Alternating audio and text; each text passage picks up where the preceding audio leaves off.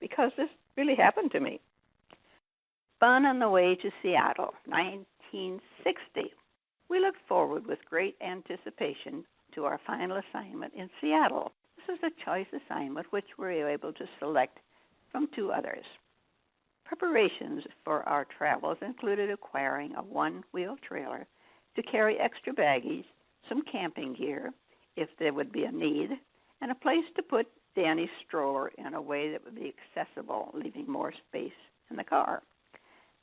Time was spent studying the map of the states through which we would travel. To make it more interesting, we suggested each choose an activity that could be enjoyed by the entire family for one day. Robert, 13 years old, chose a day of horseback riding. Mary, 9 years old, thought digging a potato in Idaho would be the greatest. Tom, 7 years old, wanted to spend a day swimming. My memory is vague about Barbara's, 11 years old, except how to avoid the car being untidy. We had breakfast at Daly's, where we spent the night after moving out of our house. It was a happy, hectic morning with last-minute no laundry from the dryer. Stephen Daly's clothes taken off of Danny so we could travel with clean clothes. Barbara and her dad had prepared the car where she had arranged the back seat for herself, Robert, and Mary, with Tom in the back area of the station wagon. With their fun-on-the-way bags, which I had made beforehand for everyone to store their treasures and nothing would ever get lost, we were on our way. We said our farewells to Marguerite and her children and drove to the Quinlans, where Tim and Mary had been visiting for several days while we were moving out of the house.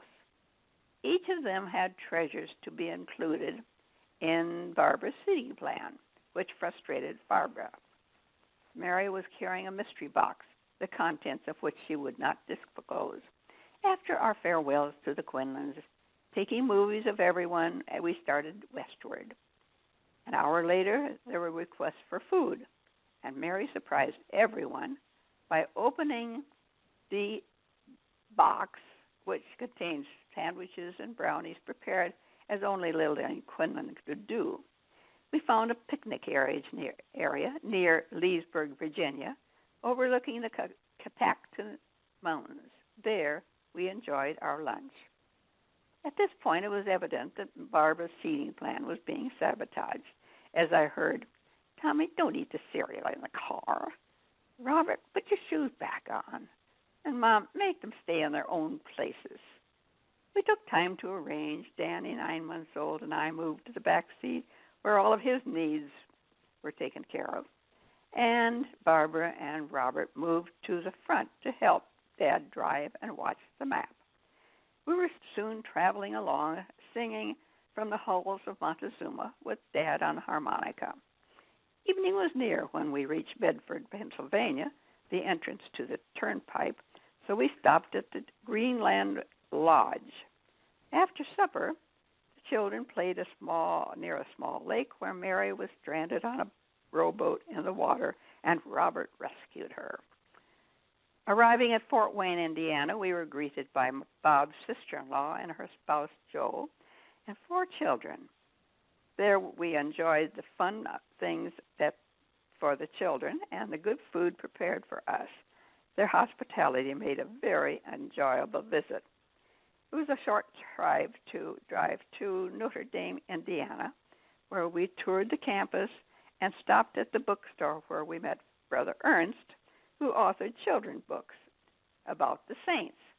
He has written 132 books and showed us the process from the rough writing to in longhand to the finished product. Each of the children bought a book, and we thanked him for his time. One of the problems he experienced in his research for saints for children was that many of the canonized saints were not saints when they were children. When we arrived at the car where Bob was caring for Danny, we found Danny, his stroller, on top of the trailer. We were getting into the car, apparently leaving him there. Mary said, "We didn't bring Danny into the car." And Bob replied, I thought he would enjoy riding on top of the trailer. The children protested, and Bob went to get him, chuckling. I guess they really believed me. We arrived in Chicago and visited Bob's brother Bill and his spouse, Virginia, and their two daughters. How we enjoyed our visit there.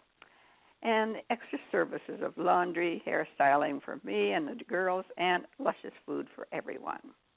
While in Chicago, we spent some time with my Aunt Catherine, who invited the children to visit her grandma's attic. Each of the children got a gift from Grandma's attic. July 4th, it was a day of short visits. First with Bob's sister, Betty, and her lovely 9 children, everyone bright and handsome. Several of the girls looking like our daughters, Barbara and Mary, with curly red hair. We visited Bob's Aunt Mary in Milwaukee, where we found supper waiting for us. Mary was ecstatic when she saw the doll that Aunt Mary had taken home with her after her last visit. Aunt Mary had handmade a bride's outfit for her doll. Mary exclaimed, "Every stitch means so much to me." The drive through Minnesota was pleasant. We camped out one night. We arrived at our cousin Betty, who, was such a treat for all of us to be with her and her family. They had set up a tent in the yard for our 2 boys and their 3 boys, Dave, Rob, and Randy.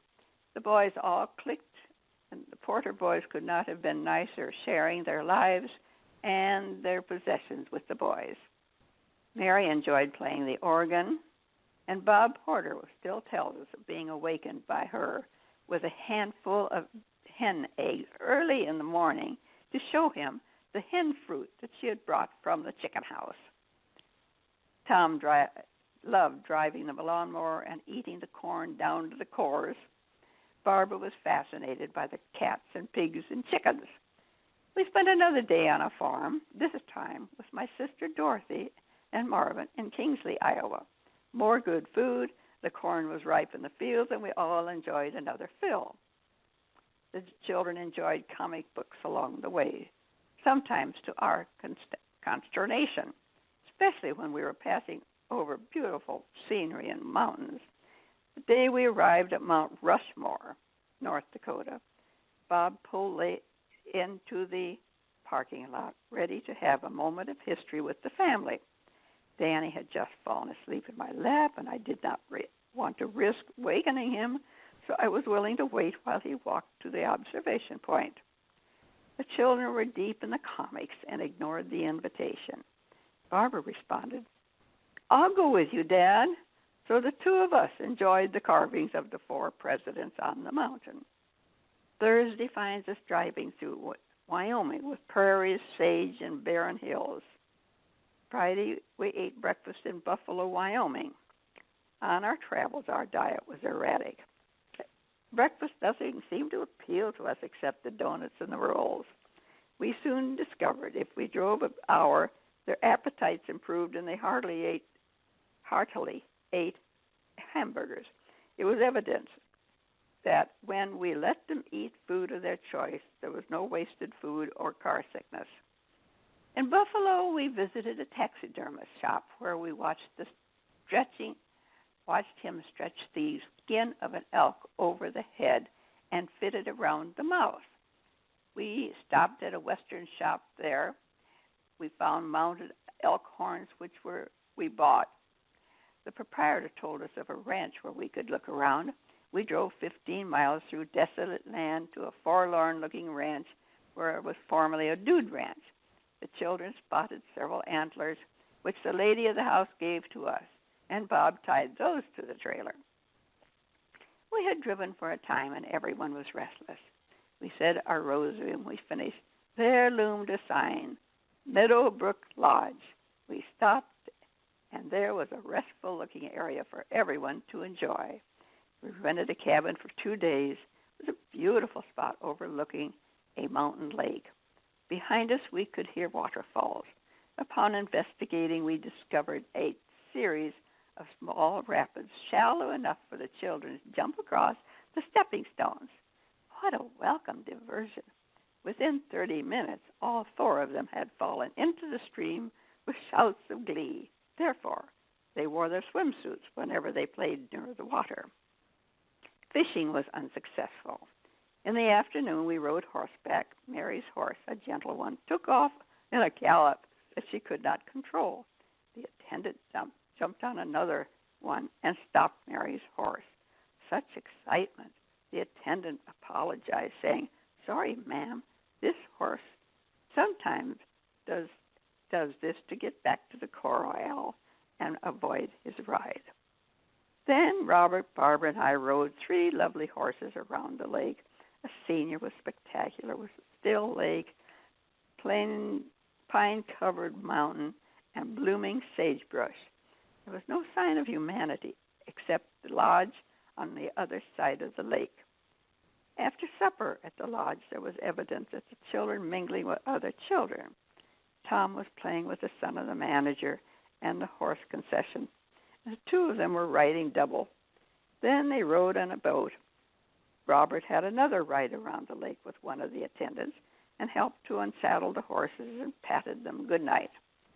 Robert visited the corral at 8 o'clock a.m. to help round up the horses.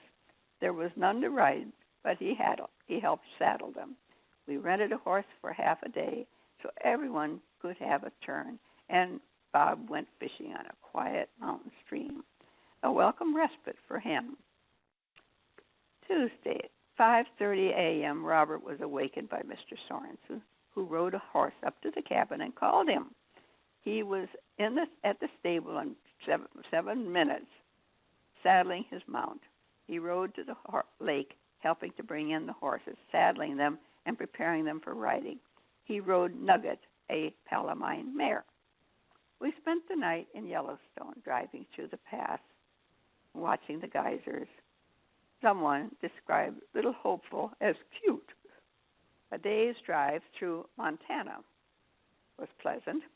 When we arrived near Seattle, we stayed at a cabin commuting to Seattle for house hunting. Then we stayed at a guest house at Fort Lawton, moving into the rental near appropriate schools. Robert's comments about the trip. Most interesting experience was learning to use a movie camera. I took pictures of relatives, and again in Yellowstone, where Dad and I took turns, depending on which side of the road the bears were. I got pictures of big brown bears and little cubs, which were playful, standing on their hind legs, dancing for food. As the trip progressed, we were allowed to change our choices. Robert enjoyed the day at Wyoming with the horses. Barbara had a choice, but I don't recall what it was. Mary had her day in Wyoming with the horse. Tom, 7 years old, wanted to spend a day swimming. That's it for tonight.